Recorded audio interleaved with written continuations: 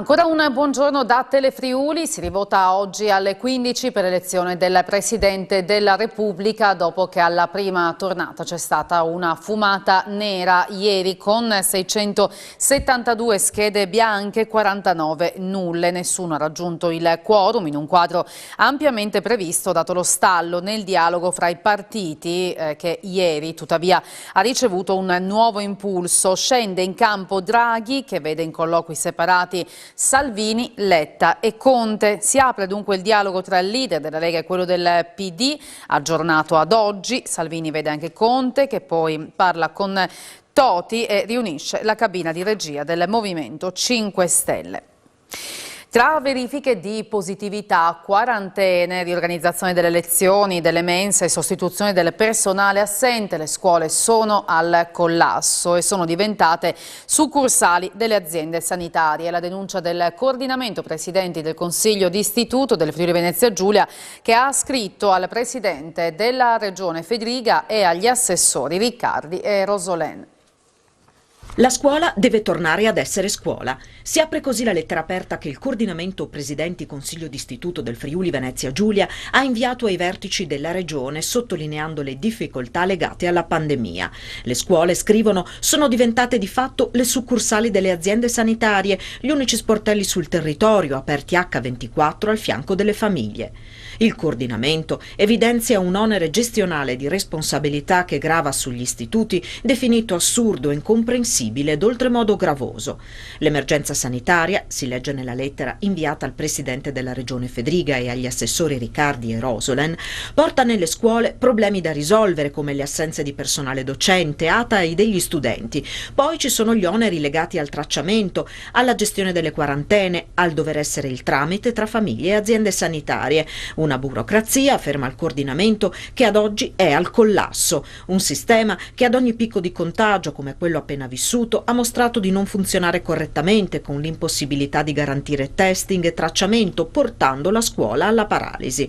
Sarebbe stato auspicabile, per i presidenti del Consiglio d'Istituto, interpellare e coinvolgere le scuole in tavoli operativi anche settimanali, dove poter portare criticità e contributi per affrontare al meglio gli scenari che variano al crescere dei contagi. Invece, scrivono, sono state abbandonate. Così le istituzioni scolastiche, rispetto alla funzione principale che devono assolvere, che è quella didattica, sono assorbite completamente dall'eccessiva richiesta che viene loro fatta: verifica delle positività, riorganizzazione del tempo scuola, gestione del servizio mensa, sostituzione del personale assente, attivazione della DAD. Le procedure per la gestione dei contatti e le quarantene nelle scuole primarie, segnala ancora il coordinamento, ha poi imposto una didattica in presenza a singhiozzo con moltissime assenze, tempo scuola che difficilmente verrà risarcito. Ancora una volta, termina così la lettera aperta, bambini e ragazzi pagano un prezzo altissimo a causa di questa emergenza sanitaria. Facciamo in modo che la scuola possa tornare ad essere scuola e a fare scuola nelle migliori condizioni possibili.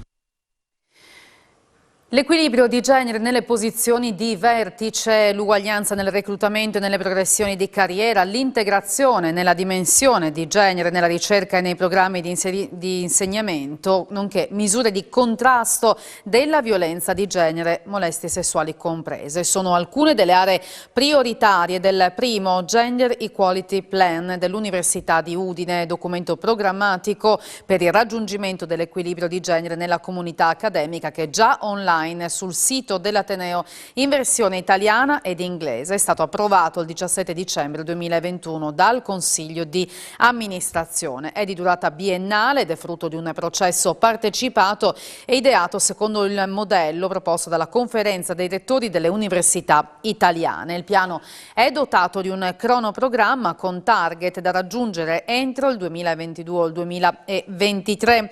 Sono molto orgogliosa di questo risultato, ha commentato Valeria Fili, delegata del Rettore per le pari opportunità e presidente del Comitato Unico di Garanzia. Ora bisogna realizzare ciò che abbiamo progettato.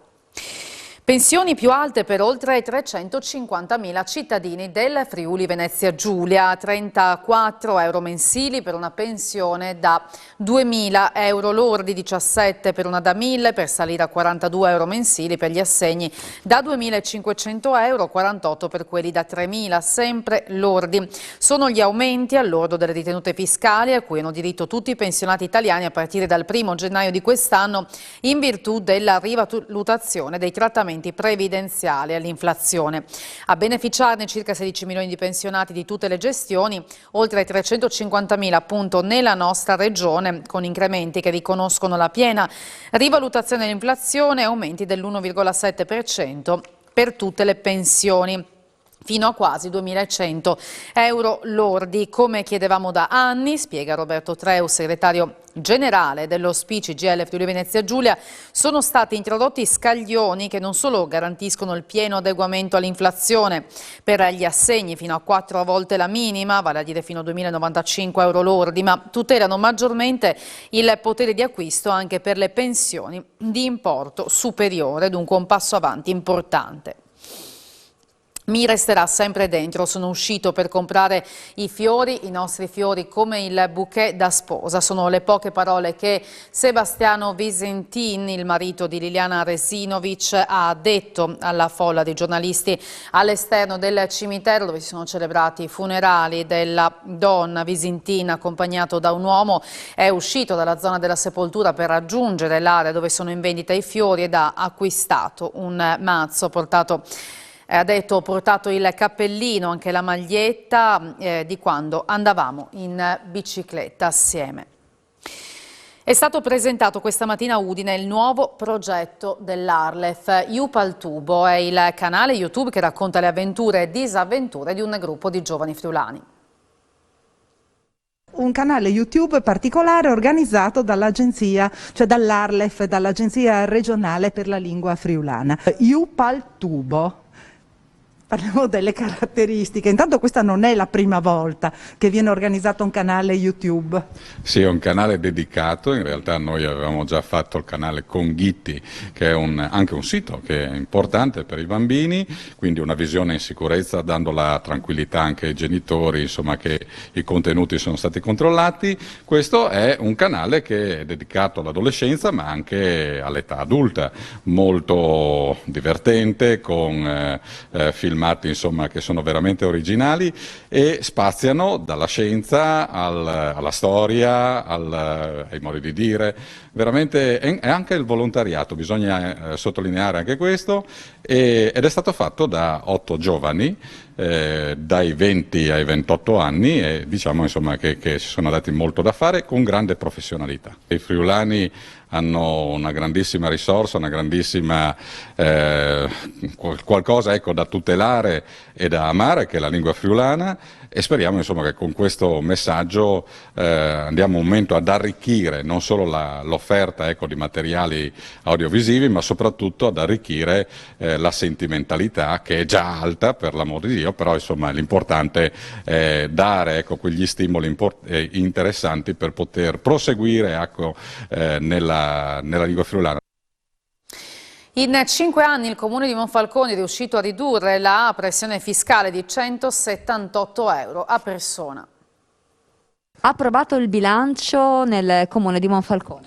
Sì, direi anche con grande soddisfazione, molto presto, e anche quest'anno siamo riusciti nell'intento di abbassare ulteriormente la pressione fiscale dei nostri cittadini e anche delle partite IVA le più piccole. Quest'anno siamo riusciti ad abbassare l'addizionale IRPEF, che dopo le operazioni fatte su IMU, Tari e TOSAP, che anche quest'anno abbiamo azzerato, se non altro per le aree messe a disposizione dei locali affinché abbiano più spazio e abbiano un conto economico migliore, ci ha dato molta soddisfazione. Pensi che in questi 5 anni siamo riusciti ad abbassare la pressione fiscale di circa 178 euro pro capite, che per una famiglia di 3 persone diciamo supera raggiunge i quasi 400 euro, sono tanti soldi anche in proiezione dei 5 anni, no, che abbiamo fatto. E poi delle opere importanti, perché abbiamo investito molto in scuole in questi anni, anche nel bilancio del 2022 questo si realizza, strade, marciapiedi, sicuramente anche opere importanti come la riqualificazione del centro storico che parte adesso, o del canale Valentinis, che è il mare che entra in città. Quindi siamo riusciti ad abbinare un potenziamento dei servizi con la riduzione della pressione fiscale e con una propensione all'investimento che è molto salita rispetto al 2016, momento in cui abbiamo avviato tutto il nostro mandato.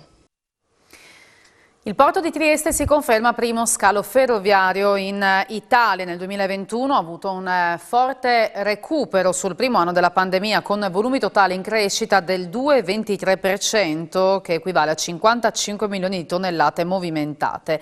Lo scalo è tra i leader per sostenibilità su scala continentale. Oltre il 50% dei container e il 41% dei semirimorchi viaggiano verso l'Europa centro-orientale attraverso servizi intermodali, in controtendenza rispetto alla media italiana e di altri paesi europei. Trieste si conferma primo scalo ferroviario d'Italia con 9.304 treni nel 2021 e un più 15,13%. Dati questi che ci restituiscono la fotografia di un sistema portuale dinamico, ha commentato il presidente dell'autorità di sistema portuale del Mare Adriatico orientale, Zeno D'Agostino, che ha aggiunto: siamo sul binario giusto. E chiudiamo con lo sport, con i nomi degli atleti della nostra regione che parteciperanno alle Olimpiadi invernali di Pechino. Saranno 9 gli atleti del Friuli Venezia Giulia in gara alle Olimpiadi invernali di Pechino, che si apriranno il prossimo 4 febbraio. La conferma ufficiale dei nomi della spedizione azzurra è arrivata ieri dal CONI. 118 i nomi, con portabandiera Michela Moioli, dopo la rinuncia di Sofia Goggia, che prosegue però nel percorso di recupero per tentare di esserci nella discesa libera. I nomi del Friuli Venezia Giulia sono quelli della sappadina Lisa Vittozzi, che sarà in gara nel biathlon e spera di risollevare il suo periodo no al tiro proprio nella rassegna 5 cerchi. Nello sci di fondo i nomi sono quelli di un altro sappadino, Davide Graz, della figlia e nipote d'arte Martina Di Centa e di Cristina Pittin. Il bronzo olimpico di Torino, Alessandro Pittin e Raffaele Buzzi, saranno in gara nella combinata nordica. La tarvisiana Lara Della Mea ha conquistato il pass nello sci alpino. In delegazione anche il bob, con i fidanzati Mattia Variola e la sandanielese Giada Andreutti, che dopo una carriera nel lancio del disco conquista il sogno olimpico grazie alla sua seconda vita sportiva. Per la Cina restano da definire soltanto i nomi dello sci alpino maschile, i cui 7 slot saranno resi noti oggi al termine dello slalom maschile notturno in programma a Schladming. Potrebbe esserci qualche possibilità anche per il sappadino Emanuele Buzzi. Ed è tutto, tra poco a voi la linea. Buon pomeriggio.